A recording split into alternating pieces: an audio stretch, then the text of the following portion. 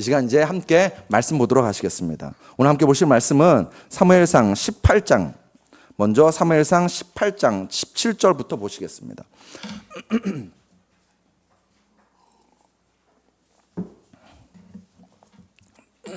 사무엘상 18장 17절부터 21절을 먼저 읽겠습니다. 구약성경, 제가 읽는 성경은 439페이지 또는 440페이지입니다. 사무엘상 18장 17절로 21절입니다. 다 찾으신 것 같으니까는 제가 한 절 읽고 여러분이 한 절 읽겠습니다. 사울이 다윗에게 이르되 내 맏딸 메랍을 내게 아내로 주리니 오직 너는 나를 위하여 용기를 내어 여호와의 싸움을 싸우라 하니 이는 그가 생각하기를 내 손을 그에게 대지 않고 블레셋 사람들의 손을 그에게 대게 하리라 함이라.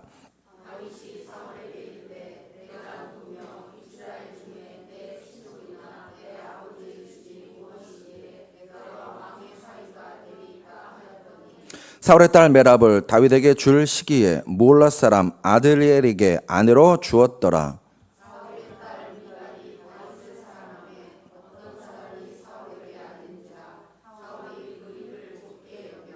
스스로 이르되 내가 딸을 그에게 주어서 그에게 올무가 되게 하고 블레셋 사람들의 손으로 그를 치게 하리라 하고 이에 사울이 다윗에게 이르되 내가 오늘 다시 내 사위가 되리라 하니라. 아멘. 한 구절을 더 읽겠습니다. 사무엘상 19장 1절로 7절입니다.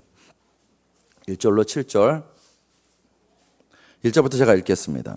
사울이 그의 아들 요나단과 그의 모든 신하에게 다윗을 죽이라 말하였더니 사울의 아들 요나단이 다윗을 심히 좋아하므로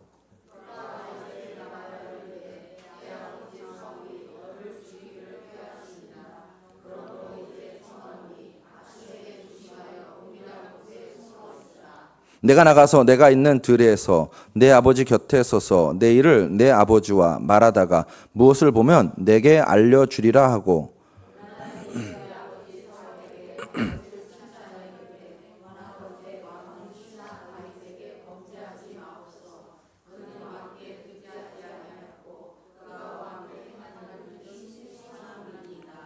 그가 자기 생명을 아끼지 아니하고 블레셋 사람을 죽였고 여호와께서는 온 이스라엘을 위하여 큰 구원을 이루셨으므로 왕이 이를 보고 기뻐하셨거늘 어찌 까닭 없이 다윗을 죽여 무죄한 피를 흘려 범죄하려 하시나이까.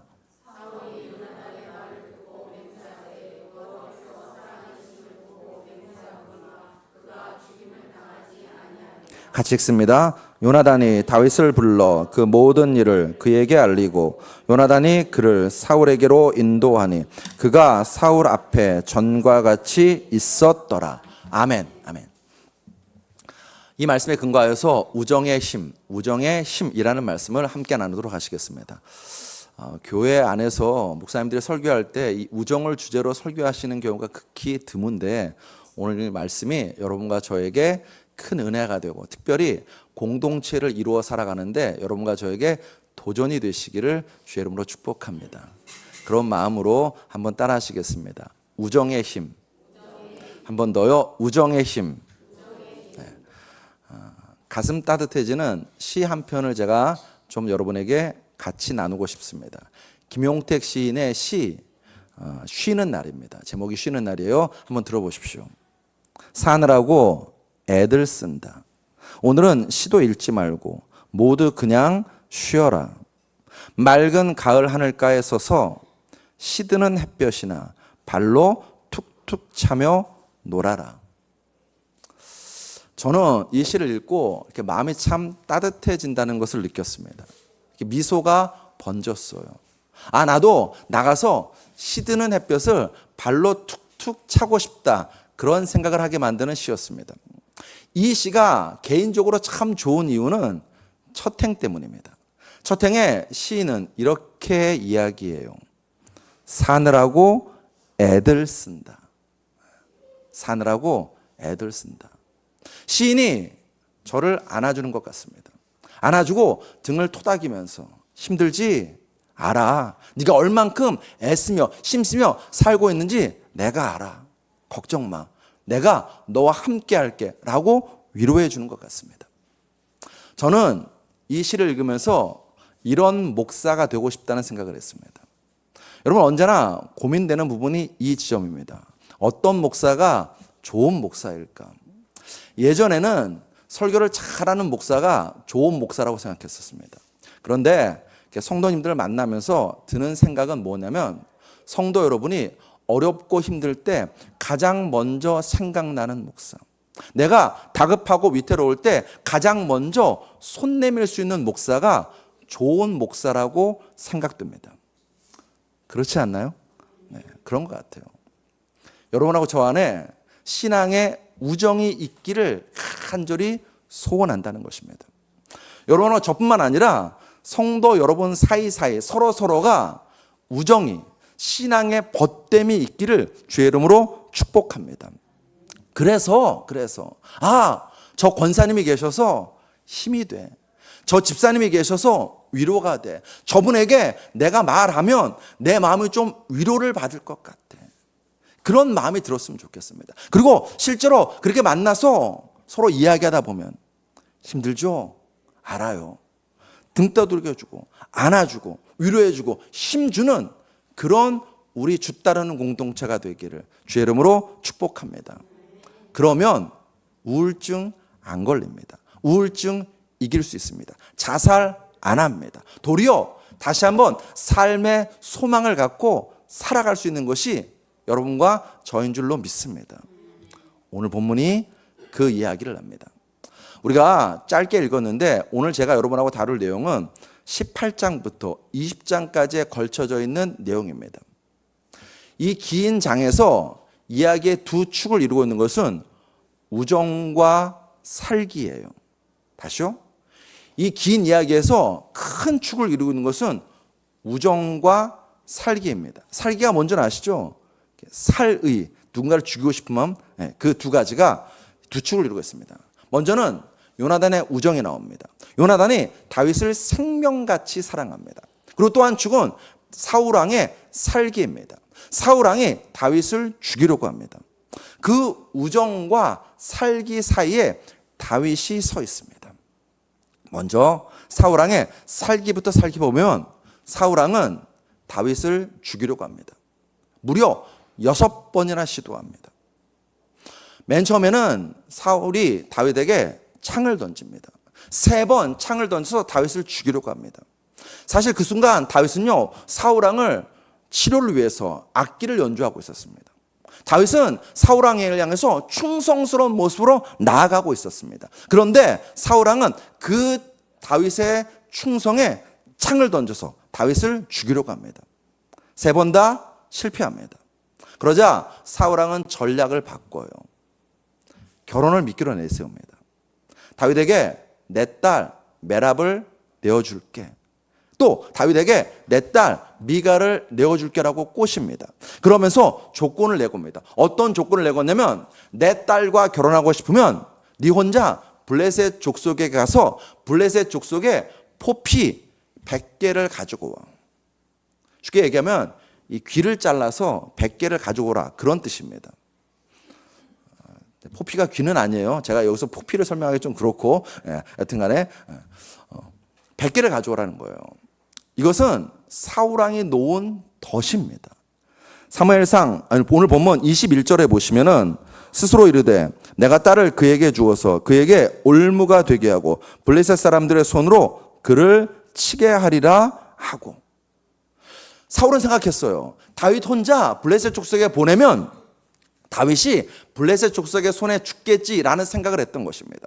그런데 예상과 다르게 다윗은 큰 승리를 거둡니다. 얼마나 큰 승리를 거두냐? 포피를 200개나 가지고 옵니다. 혼자서 블레셋 사람 200명을 쳐서 이긴 것입니다. 결국 다윗은 사울왕의 사위가 됩니다. 이 정도 되면 포기할 법한데 사울왕은 포기하지 않습니다. 다윗의 집에 암살단을 보내요. 사무엘상 19장 11절에 사울이 사자들을 다윗의 집에 보내어 그를 지키다가 아침에 그를 죽이게 하려 한지라. 이제 다윗은 도망자 신세가 됩니다. 여러분 18장부터 20장까지 사이에서 다윗 근처에 항상 따라다녔다는 단어가 뭐냐면 이런 단어들입니다. 피하였더라. 18장에서. 은밀한 곳에 숨어 있으라. 19장. 피하고 또 19장. 그 밤에 도피하며 도망하여 피하니라. 도피하여 도망하여 들에 숨으니라. 다윗은 계속해서 도망합니다. 어제의 영웅이 오늘은 피하고 숨고 도망하는 자가 되었습니다. 그로 인해 다윗은 잃어요. 아내를 잃습니다. 가족을 잃습니다. 지위도 잃습니다. 재산도 잃습니다. 사무엘 선지자도 잃습니다. 요나단도 잃습니다. 가장 치명적인 것은 무엇이냐면 다윗이 마음이 흔들리고 마음을 잃은 것입니다. 사무엘상 20장 1절을 보시면 다윗이 라마나임에서 도망하여 와서 요나단에게 이르되 내가 무엇을 하였으며 내 죄악이 무엇이며 내 부친 앞에서 나의 죄가 무엇이건데 그가 내 생명을 찾느냐. 내가 뭘 잘못했는데, 내가 어떤 실수했는데, 내가 왕이 한 것은 충성뿐인데 어떻게 왕이 나한테 이럴 수 있어? 난 너무너무 억울해 라고 다윗이 지금 이야기하고 있는 것입니다. 그리고 다윗은 절규합니다. 이제 내 앞에 죽음뿐이라고 절규합니다. 사무엘상 20장 3절을 보시면 그러나 진실로 여호와의 사심과 내 생명으로 맹세하노니, 그 다음 다윗이 말합니다. 나와 사망 사이에는 한 걸음뿐이니라. 다윗은 절규해요. 나는 영락없이 죽은 목숨이야 라고 절규하고 있는 것입니다. 여러분, 그래서 다윗이 죽었나요? 다윗이 우울증에 걸렸나요? 다윗이 자포자기했나요? 다윗의 삶을 완전히 손을 놓았나요? 그렇지 않습니다. 성경은 말합니다. 다윗이 다시 일어나서 새 길을 떠났다고. 사무엘상 20장 42절에 보시면 다윗은 일어나 떠나고 요나단은 성으로 들어오니라. 사랑하는 성도 여러분, 집에 돌아가셔서 꼭 사무엘상 18장부터 20장까지 읽어보십시오. 다윗을 지켜준 이가 있습니다. 다윗에게 용기를 불어넣어준 이가 있습니다. 다윗으로 하여금 자포자기하지 않고 다시 일어나게 만든 이가 있습니다. 그가 누구냐면 요나단입니다. 요나단의 우정입니다. 그 죽음의 고통에서 다윗을 지켜주니 요나단입니다. 그 절망의 늪에서 다윗을 다시 일으켜주니 요나단입니다. 모든 것을 자포자기하고 싶을 때 다시 한번 다윗에게 소망을 불어넣어주니 요나단의 우정이었습니다. 사실 누구보다도 다윗을 경계해야 될 사람은 요나단입니다. 왜냐고요? 차기 왕위 서열 1순위는 요나단입니다. 다윗만 없었다면 요나단은 차기 왕이 되었을 것입니다. 여러분이 요나단이면 어떻게 하시겠습니까? 1등만 기억하는 시대입니다. 돈과 명예와 권세를 위해서 무엇이든 하는 시대입니다. 흙수저가 금수저가 되기 너무너무 어려운 시대입니다. 요나단의 시대는 아니었을까요? 아니요, 더했습니다. 요나단의 시대는요, 금수저로 태어나면 영원히 금수저입니다. 흙수저로 태어나면 영원히 흙수저입니다. 흙수저가 금수저가 될 수 없는 시대였습니다. 금수저와 흙수저 사이는요, 딱 하나, 명령과 복종뿐이었습니다.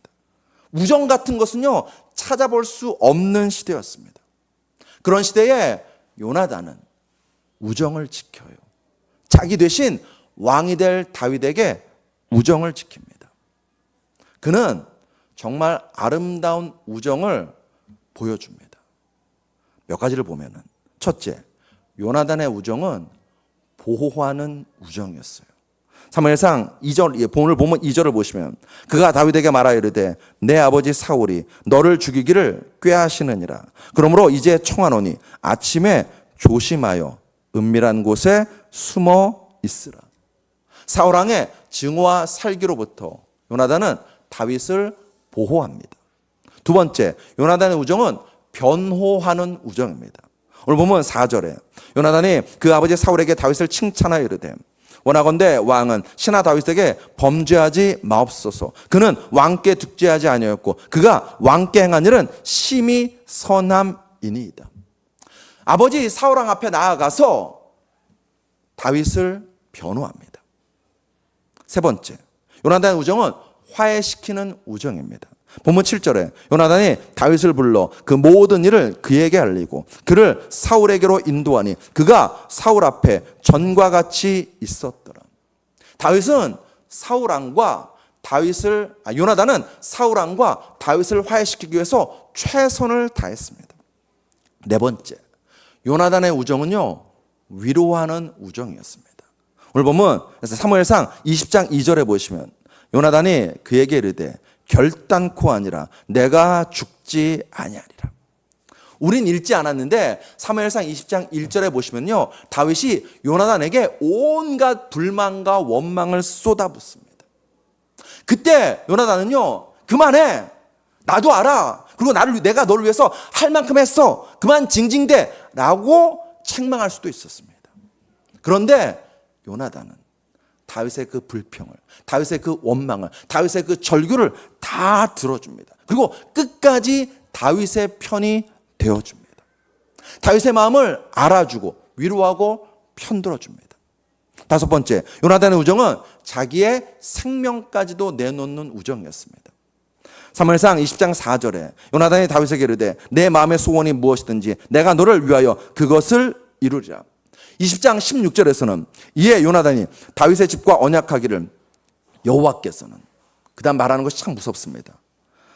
다윗의 대적들을 치실지어다 하니라. 자, 여러분, 제가 물어볼게요. 지금 다윗의 대적이 누군가요? 사울 왕이에요. 사울 왕이에요. 그걸 누구보다 요나단이 잘 알고 있습니다. 그런데 요나단은 말해요. 여호와께서 다윗의 대적들을 치실지어다. 아버지의 악행을요, 끝까지 자기의 우정으로 막아서려는 것입니다. 자기의 생명을 걸고서라도 하나님의 뜻과 다윗과의 우정을 지키려는 요나단의 결연한 마음인 것입니다. 이런 친구 있으시나요? 유진 피터슨이 20세기 최고의 영성가라 일컬어지는 유진 피터슨이 이 본문을 근거로 하여서 이런 이야기했습니다. 한번 들어보세요. 되게 중요한 이야기를 했습니다. 우정은 영성에서 매우 과소평가받는 측면이다. 우정은 사실 우리 영성에 기도나 금식과 다를 바 없이 중요하다. 성례에서 물과 떡과 포도주가 사용되는 것처럼 우정은 평범한 인간 경험을 취하여 거룩한 것으로 변화시킨다. 요나단의 우정이 없었더라면 다윗은 아마 사울에 대한 충성을 끝까지 지키지 못했을 것이다. 아버지와 너무도 달랐던 요나단은 다윗 안에서 하나님을 알아보았고 기름 부음 받은 자로서의 위험과 어려움을 이해했으며 그와 우정의 언약을 맺었다. 요나단의 우정은 다윗의 영혼을 점령했다. 사울의 증오심이 결코 점령하지 못했던 곳을 말이다. 다윗이 이 위기의 순간을 이길 수 있었던 힘, 다윗이 그 절체절명의 순간에 다시 한번 일어설 수 있었던 힘은 요나단의 우정이었다는 것입니다. 여러분, 그런 말이 있어요. 세상에서 혼자 할 수 없는 것이 두 가지 있습니다. 뭘까요? 네, 사랑. 정확히는 사랑은 근데 짝사랑이 있으니까는 왜 사랑 있고 두 가지 있어요. 결혼입니다. 결혼. 그렇죠? 결혼 혼자 할 수 없잖아요. 또 하나 있습니다. 혼자 할 수 없는 거. 그게 뭐냐면 신앙생활이에요. 다시요. 세상에서 혼자 할 수 없는 것이 두 가지 있어요. 하나는 결혼이고 또 하나는 신앙생활입니다. 왜 신앙생활이라고 하는가? 여러분, 예수님께서 산상수훈에서 주기도문을 가르쳐 주셨습니다. 그 첫머리가 뭡니까? 하늘에 계신 우리 아버지요.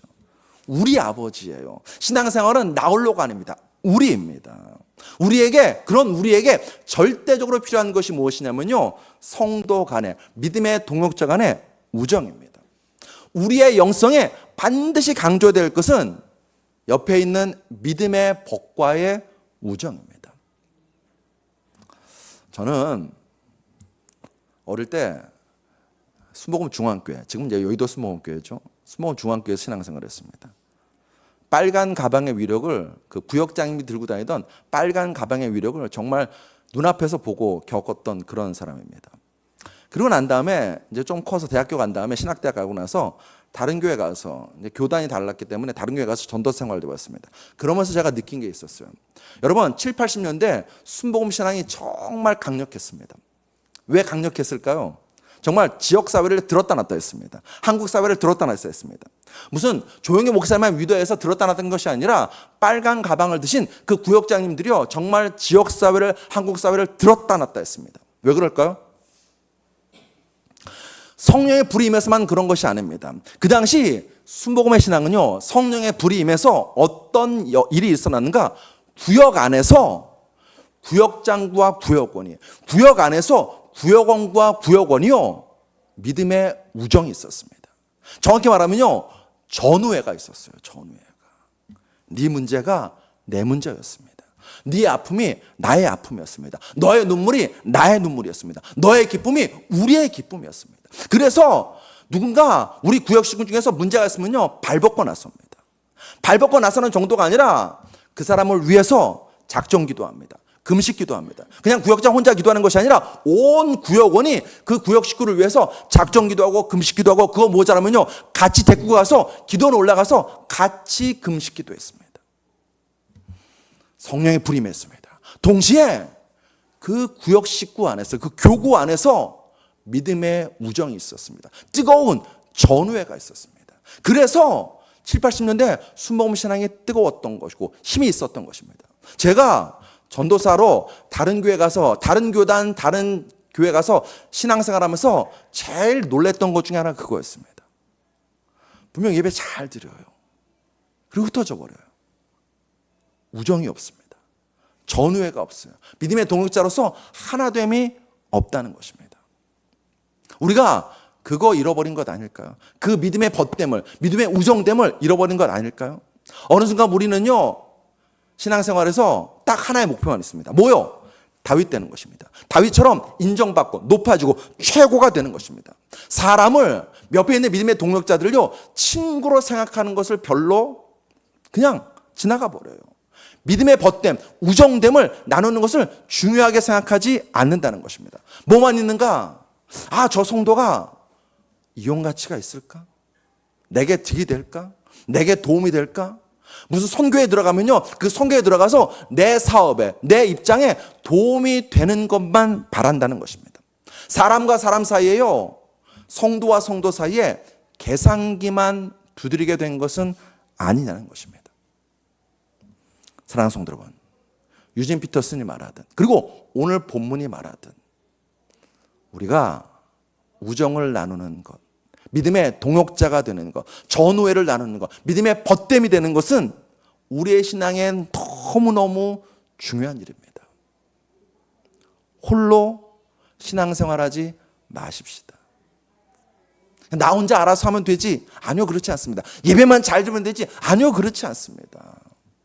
여러분과 제가 혼자 설 수 없습니다. 분명 에베소서는 분명히 말합니다. 함께 지어져가는 교회라고. 우리는 함께 지어져 가는 것입니다. 우리의 신앙은요 우리 옆에 있는 동역자들과 믿음의 벗된 이들과 우정을 나누면서 함께 지어져 가는 신앙인 것입니다. 그럴 때 우리는요 든든한 믿음의 사람으로 설 수 있습니다. 누구보다도 믿음의 벗됨을, 우정됨을 중요시 여기신 분은 예수님이십니다. 예수님은 여러분과 저를 친구라고 불러주셨습니다. 누가복음 12장 4절에 내가 내 친구 너희에게 말하노니 몸을 죽이고 그 후에는 능히 더 못하는 자들을 두려워하지 말라. 요한복음 15장 15절에서도 이제부터는 너희를 종이라 하지 아니하리니 종은 주인이 하는 것을 알지 못함이라. 너희를 뭐라고 부른대요? 친구라 하였노니 내가 내 아버지께 들은 것을 다 너희에게 알게 하였음이니라. 놀랍게도 예수님께서는요 당신을 은 30에 파는 가롯 유다를 향해서도요 친구라고 불러주십니다. 마태복음 26장 50절에 예수께서 이르시되 친구여 내가 무엇을 하려고 왔는지 행하라 하신대 이에 그들이 나와 예수께 손을 대어 잡는지라. 예수님은 친구된 벗된 여러분과 저에 대한 우정을 십자가로 증명하셨습니다. 그리고 우리에게 말씀하십니다. 너희도 그런 벗이 되라고. 서로에게 그런 벗이 되고 서로에게 그런 우정을 나누는 자가 되라고. 요한복음 15장 13절 우리 같이 읽어보겠습니다. 앞에 떴나요? 같이 읽습니다. 시작. 사람이 친구를 위하여 자기 목숨을 버리면 이보다 더 큰 사랑이 없나니. 아멘. 사람이라는 말에 나를 생각해 보십시오. 친구라는 단어에 우리 지금 옆에 있는 주 따르는 공동체 신앙의 식구들을 생각해 보시면서 우리 다시 한번 읽어보겠습니다. 시작. 사람이 친구를 위하여 자기 목숨을 버리면 이보다 더 큰 사랑이 없나니. 사랑하는 성도 여러분, 신앙생활이 뭐냐고요? 네, 하나님을 예배하는 것 신앙생활입니다. 동시에 신앙생활은 서로에게 벗이 되는 것입니다.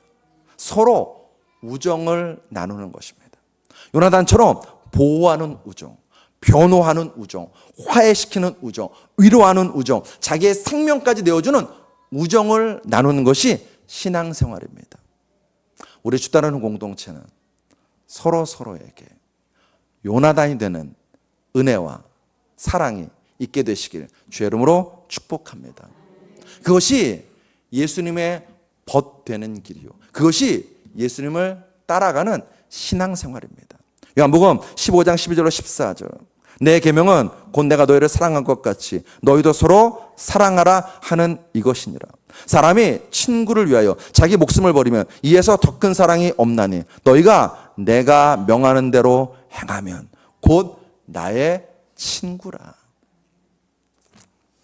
예수님의 친구 되십시오. 그 길이 뭐냐고요? 내 옆에 있는, 내 앞에 있는, 내 뒤에 앉아 있는 그 성도와 믿음의 친구, 믿음의 벗이 되어서 우정을 나누는 것입니다. 말씀 정리합니다. 친구란 이런 말이 있더라고요. 친구란 두 육체에 깃든 하나의 영혼이라고. 참 멋있는 말인 것 같아요. 친구가 뭐냐고요?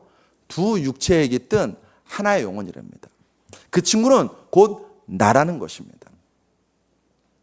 믿음의 벗들과 우정을 나누십시다. 그것은 무슨 거창한 일이 아닙니다. 여러분과 저의 진심만 있으면 됩니다. 친구를 향한, 지금 내 앞에 앉아있는 성도에 향한, 내 옆에 앉아있는 성도를 향한 우정의 진심만 있으면 됩니다. 이야기 하나 하고 마치겠습니다. 화가 이중섭과 시인 구상은 친구였습니다. 굉장히 친한 친구였습니다. 그런데 어느 날 이 시인 구상이 아파서 병원에 입원했습니다. 구상은 생각했어요. 가장 먼저 이중섭, 나의 사랑하는 친구가 병문안 올 거라고 생각했습니다. 근데 다른 사람은 다 오는데 화가 이중섭만 안 오는 거예요. 점점점 무슨 마음이 드냐? 섭섭한 마음이 드는 거예요. 이 녀석 봐라. 내가 아프다는데 어떻게 나를 이렇게 나 몰라 할 수 있지? 하는 섭섭한 마음이 드는 것입니다. 그럴 때쯤 드디어 이중섭이 병문안을 왔습니다. 그때 시인 구상은 조금 더 주저하지 않고 자기의 섭섭한 마음을 토로했습니다. 나 너무너무 섭섭했다. 네가 안 와서 내 마음이 정말 섭섭했다라고 토로했습니다. 여러분, 화가 이중섭이 왜 병문안 안 왔을까요? 그 가장 친한 친구인데 가난해서였어요. 가난해서. 친구가 아프다는데 빈손으로 갈 수 없는 거예요. 과일이라도 사고 싶은데 그 과일 살 돈이 없는 거예요.